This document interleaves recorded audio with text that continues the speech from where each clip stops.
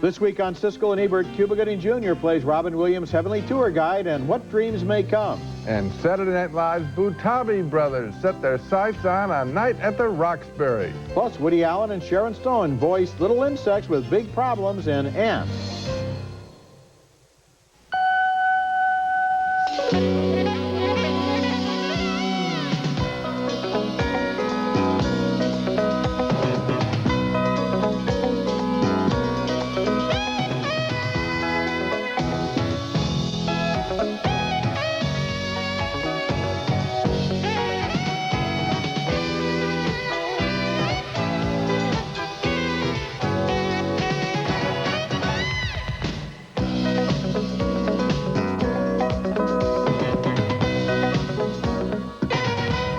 Looks like a dog? Sure, you always take the easy one.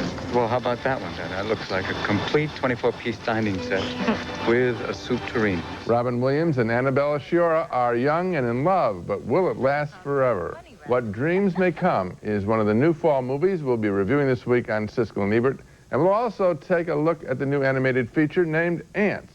I'm Gene Siskel of the Chicago Tribune. And I'm Roger Ebert of the Chicago Sun-Times.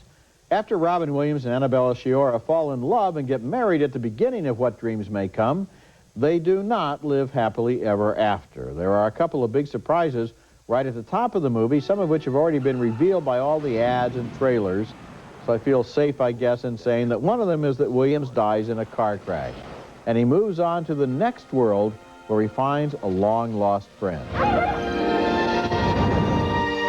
And look at the remarkable vision of heaven that is painted in this movie. It's like a landscape constructed out of the materials in his imagination, as if paradise were an impressionist painting.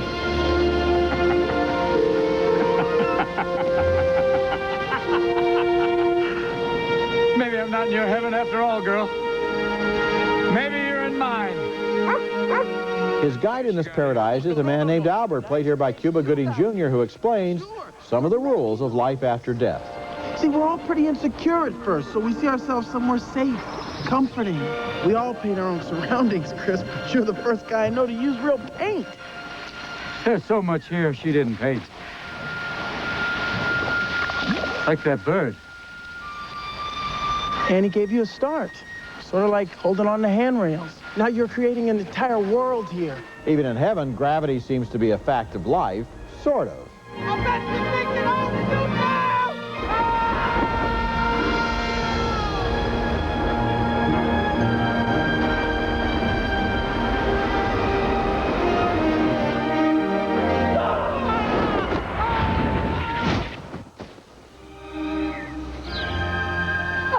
What Dreams May Come is the latest visionary film by Vincent Ward, who made The Navigator and Map of the Human Heart. Both of those were about journeys into unknown worlds, and so is this one, especially after the Robin Williams character determines to venture into hell itself to save the soulmate that he loves. This is one of the most visually imaginative films I've seen, and Williams somehow has a way of seeming at home in all these imaginary universes, just as he did in Popeye and Jumanji. The flaw in the film, I think, is that it compromises on a conventional happy ending just when it seems poised to push us over the top into something that would really have been special. That holds it back from greatness, but still, it's a very special movie. Well, in terms of its visual strategy, it is great, no question about it, and I'm glad you signaled out Vincent Ward. I had spotted his talent in Map of the Human Heart, picking one of my top 10 films that year, and if you're looking for a video recommendation, Map of the Human Heart, which was also a love story, and I thought a very passionate one. This picture is stunning. I mean, we know that computer animation is a major development in film art. Well, this is the best it's ever been used, right? You haven't seen it used any better than this. Well, it's not so much the technical quality, so much as the imagination that I'm responding to. How appropriate it is for the way that he exists in a landscape of paint that is still wet.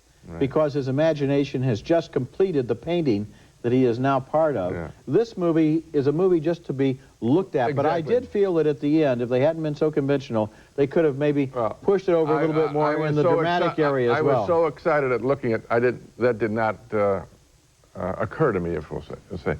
The other thing is, as long as I'm giving advice, see it in a movie theater, the best movie theater in your town, because you don't want to see this on tape someday. You're right, you're right. Okay, next movie. And our next movie is A Night at the Roxbury, about two clueless would-be hipsters always trying to get into the same hot dance club and failing.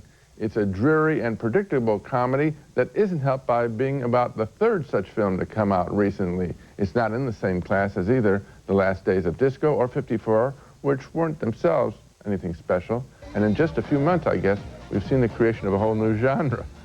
The leads are played by Will Ferrell and Chris Kattan, adapting their Saturday Night Live sketch.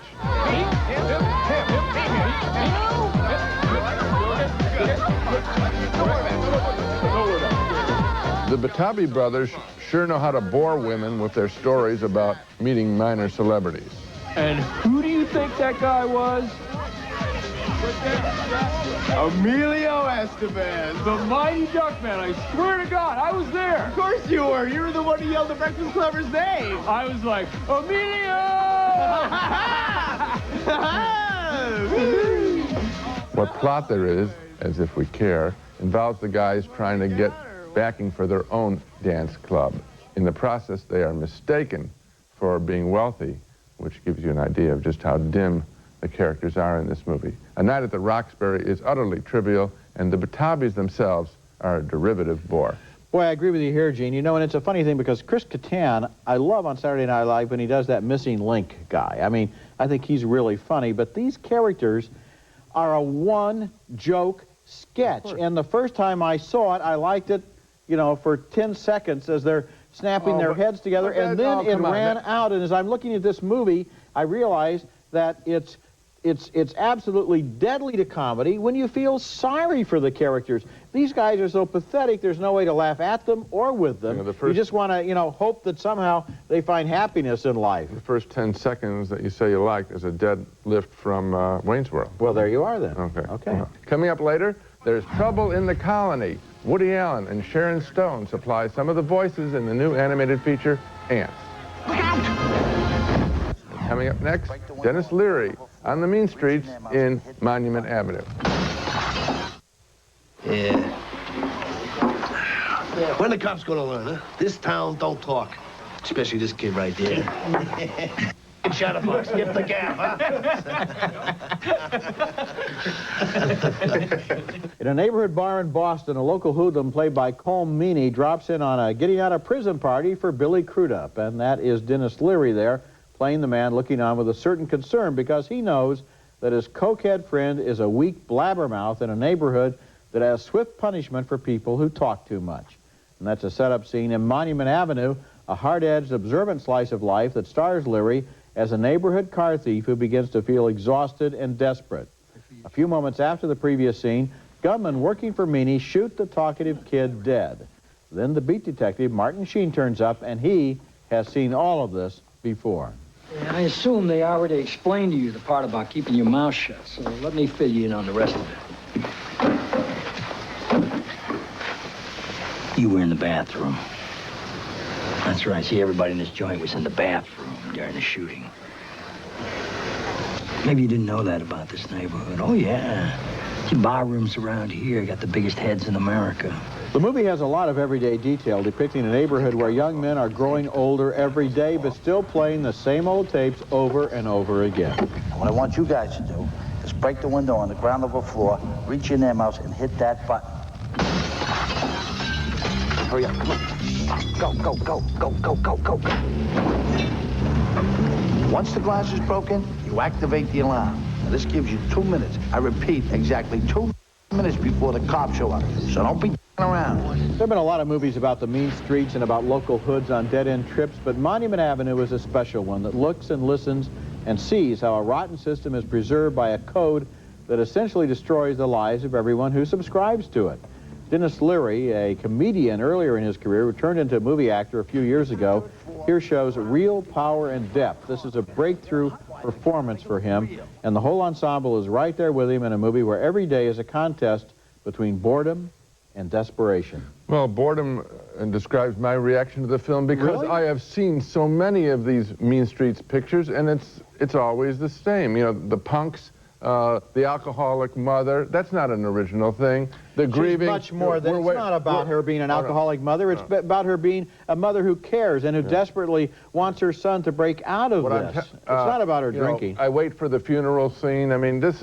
Yeah, but you've never seen a scene like the scene here where Colm Meaney goes to the wake and passes out $100 bills to the parents and relatives of the man that he just had killed, and everybody lets him get away with it. I mean, that scene is really powerful. I just felt I had been in this neighborhood too many times before. I had never seen it with such attention to the texture of the everyday life, to the way that they, you know, their days dribble out in the middle of the night with drinking bars, and dope and talking and so forth. Drinking. Boy, there's an original thing. No, it's not just the drinking, Gene. It's the desperation. It's the circular sort of thing. It's the way that they're trapped. They're trapped from the get-go. And I felt with this picture, I was watching actors doing scenes, an actor's exercise, rather than real characters. I bought every single moment in this movie.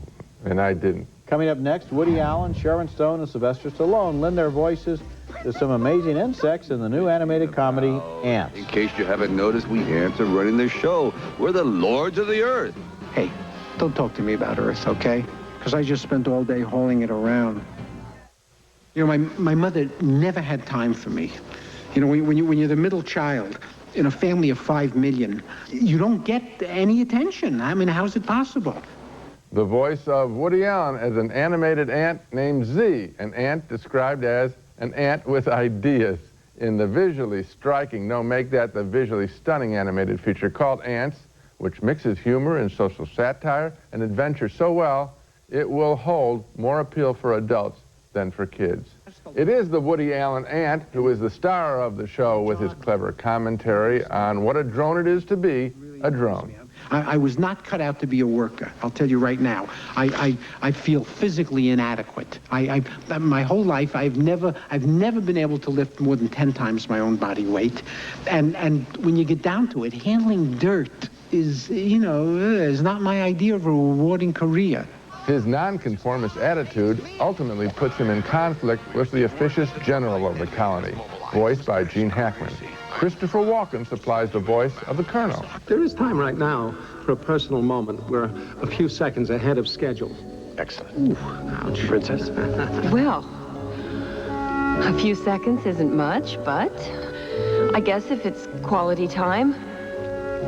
So, how was your day?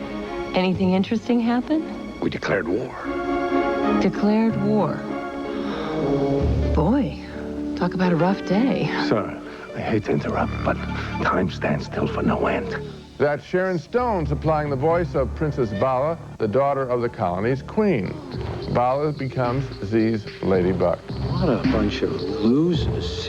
Mindless zombies capitulating to an oppressive system. Hi. Want to dance? Absolutely. Another part of the story involves Z's search for a legendary land of plenty called Insectopia. But once there, the ants find it's sticky going when there's gum afoot. Get me out of here!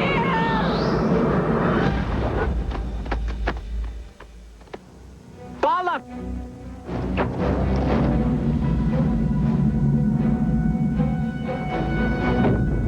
Each shot of huge numbers of objects in Antz, and there are many, is impressive. Watching this film is one wow event after another. On a more subtle level, I also appreciate the attention to detail that went into animating each blade of grass into a fibrous post. That, and an exciting battle between ants and an army of termites, and letting Woody Allen, I assume, write many of his characters' lines, marks Antz as one of the major film achievements of this movie year. Boy, I agree with you, and I agree, too, when you said that this movie appealed to adults as much as, or maybe more than to children, because it reminded me of Animal Farm in the sense that it takes these ants in their colony and finds parallels with society, as, for example, when Woody Allen says about the termites, instead of attacking them, why don't we just give them some campaign contributions? And I just love the look of the film when the ants form into that great ball and swing back and forth, working together. And the termites. Oh, the termites. And the grasshopper? Grasshopper is enormous to an ant. Also, I've complained on this show about Woody Allen's character getting tired, his, you know, neurotic persona getting tired. He brings it all back with this character. Maybe he found that he wasn't dealing with himself liberating. He adapted his own dialogue, and it's really funny. And there's a kind of an in-joke because Woody Allen is so famous for detesting and having a phobia about insects of all kind, and now he gets one of his best roles playing one. When we come back, a special report about a trend I noticed at the Toronto Film Festival. I call it the new geek cinema. The stripper's here. Excellent. This is Tina.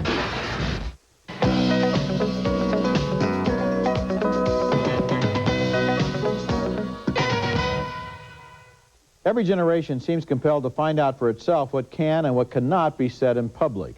But the movies are a little different because to be successful, a movie must be able to persuade an entire audience that what it's saying or showing is worth in one way or another being heard or seen. This year at the Toronto Film Festival, I saw some films that edged right up against the boundaries of acceptable content, and at least one that I think crossed over to the other side. Some audiences had more than a little trouble, for example, with Peter Berg's Very Bad Things, which is about a bachelor party that goes wrong when a stripper is accidentally killed and a security guard is murdered. How do we get her out of here?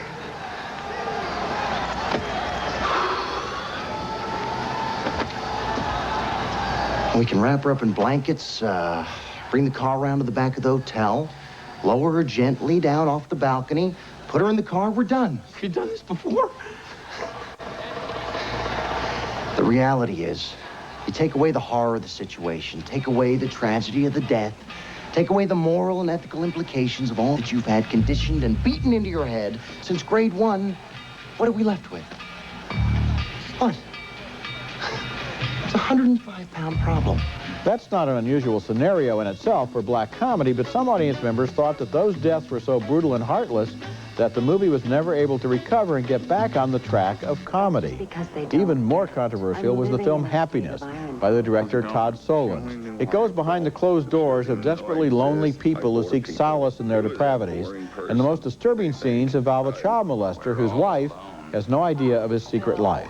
Sometimes I wonder if any of your patients can talk to you. Sometimes I wonder if they'll ever stop. I should tape some for you.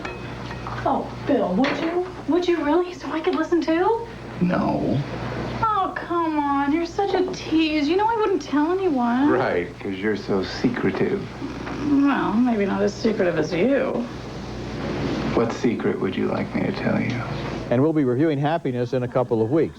The most disturbing film I saw at Toronto was Thursday by Skip Woods, which essentially consists of 2 hours of sadistic and depraved violence, much of it directed against minorities and presented as comedy. Its style shows that it expects audiences to find it hip and cool, but this is a movie that poses the question, are we so determined to be hip that we will laugh at literally anything? Now, we'll be reviewing all of these films as they're released, and don't assume they're all going to get thumbs down from me. I like movies that push the envelope and take chances, but I'm not sure all subject matter can be protected by a shield of hip irony.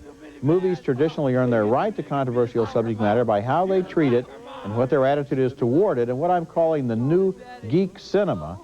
Some of the new geek films I like and some I don't, goes way beyond that tradition. Some of these films are like the geek at the circus sideshow who used to bite the heads off of live chickens.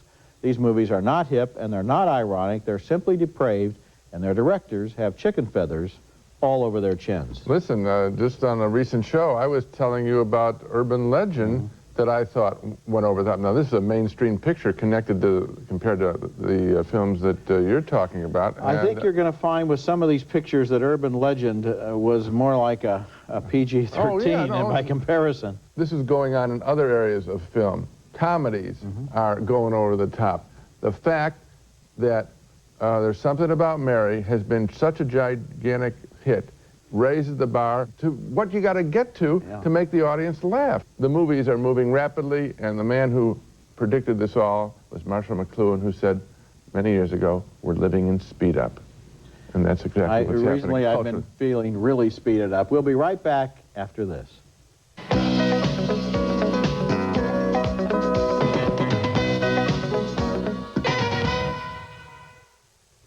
Now let's take another look at the movies we reviewed on this show.